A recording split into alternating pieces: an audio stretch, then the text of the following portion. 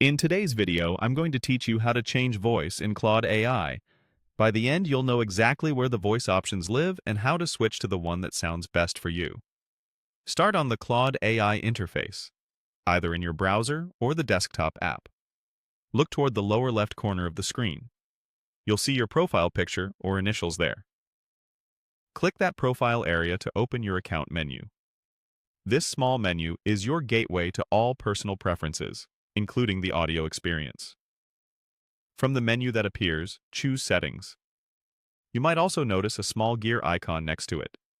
Either way, clicking Settings will open a dedicated panel or page where you can manage how Claude behaves and sounds. Give it a moment to load. Everything related to your account lives here.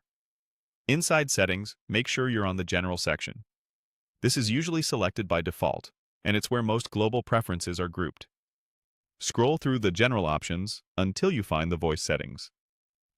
Depending on your version, it may be labeled Voice or Voice and Audio.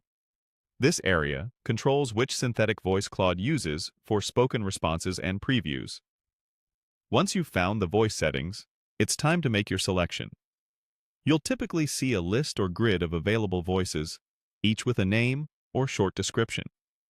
Click a voice to highlight it. Many versions include a preview button so you can listen before you commit. Take a moment to sample a couple of options and notice differences in tone, clarity, and pacing. When you land on a voice you like, select it as your choice. Most of the time, your selection is saved automatically. If you see a Save or Apply button, click it to confirm and prevent the setting from reverting. That's all you need to change the voice.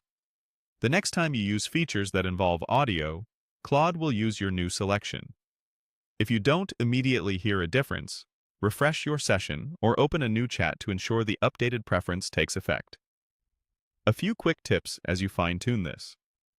Voice availability can vary by region, language, or plan, so your list might look a little different from someone else's.